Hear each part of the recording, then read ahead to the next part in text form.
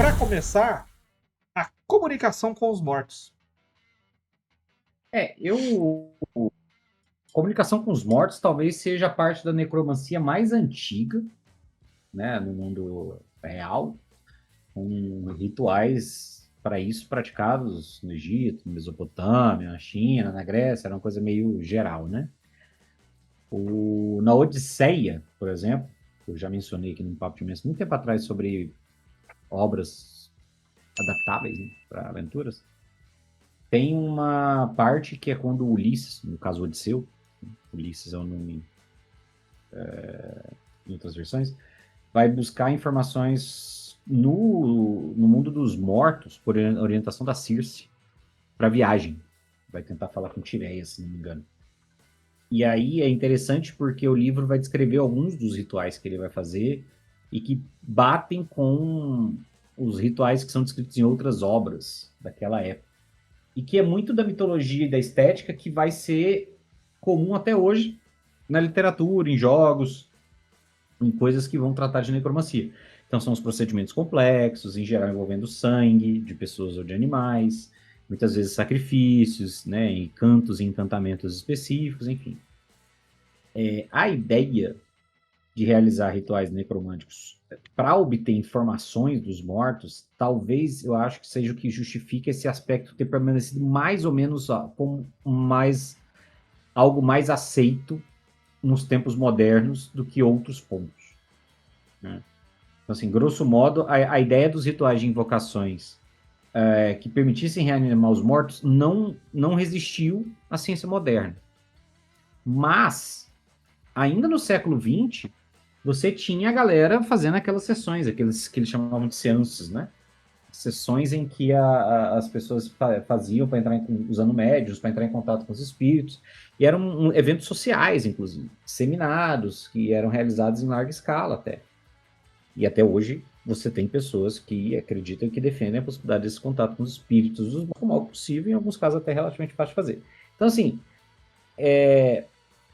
esse dos aspectos do que se trata como necromancia, eu acho que é o que é mais socialmente aceito no mundo real, vamos dizer assim, e que por consequência também é o que é tratado como menos perigoso em alguns casos, na maioria dos casos, né, na literatura e nos jogos.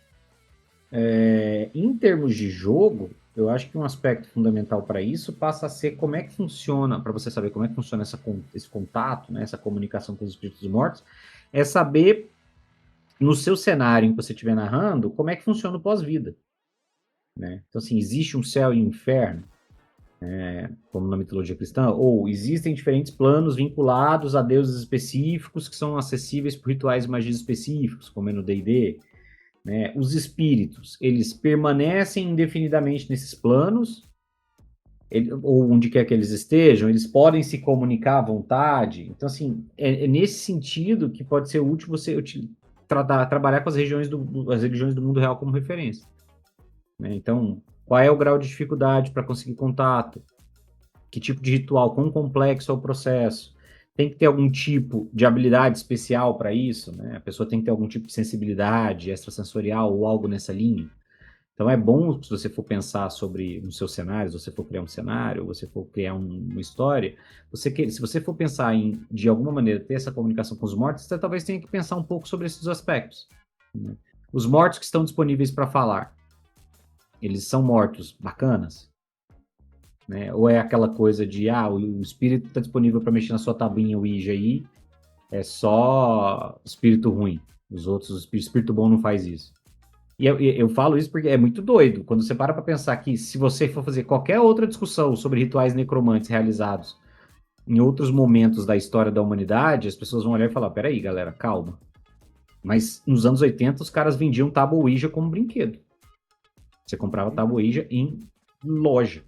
O Exorcista, né? Tudo começa com a tabuinha. Exatamente. E tem outros filmes e outras histórias que envolvem o uso de tábua Ouija. Você falou de filme de terror, tem um filme de terror que eu tava lendo a sinopse recente, que tem essa parada de que as pessoas fazem a tábua Ouija e aí eles autorizam que um espírito possua temporariamente. Não é a tabuinha, não. É semelhante. Chama-se Fale Comigo. É esse. Que Que tem não é uma uma tabuinha, mão, mas é um rolê. tem uma mão de É uma gesso. mão. Isso. É uma mão grega, uma parada assim. É. Isso. Então, Excelente o filme, cara. é nessa linha de comunicação. Tipo, e você vê, não, esses casos não é tratado como uma coisa exótica. Porque o que eu lembro da sinopse é de que eles fazem isso numa festa de adolescentes. Sim. É tipo, então, Vira consegui modinha. essa. Vira modinha, consegui essa mão aqui, não sei o que. Assim como o Taba Ouija era uma coisa que era utilizada. Eu lembro como criança, assim como quando a gente era criança, a gente fazia a brincadeira do copo. Então você tinha essa Tá fazendo, eu tinha brincadeira do medo. copo. Cara, eu participei de umas duas. E aí, então, assim, você tem essa coisa de a comunicação com os mortos ser uma coisa mais, várias aspas de cada lado, socialmente aceitas. Dentre todos os rituais necromânticos que você poderia utilizar da literatura, da mitologia, dos folclores, etc., ela é a que é mais aceita como se fosse uma coisa normal de ser feita e menos perigosa, inclusive. Cara, a comunicação com os mortos, ele faz parte da mitologia e de muitas religiões, tá? Então, assim, não é a gente não tá falando só de crendice, né? A gente tá falando até de aspectos culturais, porque tem muita cultura por aí baseada na religião, né? Enquanto outras dizem que não, mas sim, tá? E fala assim, a gente não fala com os mortos, mas o cara vai lá na igreja e fica lá rezando em línguas. A gente não fala com os espíritos, mas vive fazendo exorcismo. Então, assim, ou tem ou não tem. As pessoas têm que decidir. Mas sempre tem. Então, isso faz parte muito, sabe? E o principal fato de comunicação com os mortos, estava aqui o MHG falando, né? Não, foi o Skyrim, do interrogatório. Alguém fala, é o MHG, é o meu método de interrogação do D&D. Cara, falar com os mortos não pode ser uma coisa simples. Marcelo falou muito bem que você tem que respaldar isso no seu cenário, porque você está fazendo uma ligação entre mundos diferentes. E isso daí não pode ser uma coisa casual. Tá? Na minha mesa, no Eras, o pessoal começou com essa agora. Eu não vou nem aprofundar na magia em si, porque quem sabe a gente fala dela, né? Mas assim, não vou nem aprofundar na magia em si, mas o pessoal começou nessa. Só que o Eras, eles esquecem que quando você abre um portal para você se teleportar, existe uma chance de alguma coisa passar. Então, quando alguém faz essas magias de invocar os mortos, eu jogo os dados ali de chance de espíritos voltarem. Então, muitas dessas assombrações, espectros que estão por aí, é dessa galera que usa de maneira indiscriminada o processo de extravasar o mundo material para falar com o mundo dos espíritos.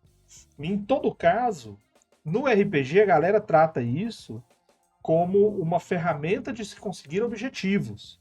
Enquanto toda a crendice popular, toda a mitologia, toda a religião trata disso como algo pessoal de introspecção, para que você tenha contato com entes queridos ou com notícias, vamos falar assim, do plano da sua divindade. E o pessoal esquece muito isso daí.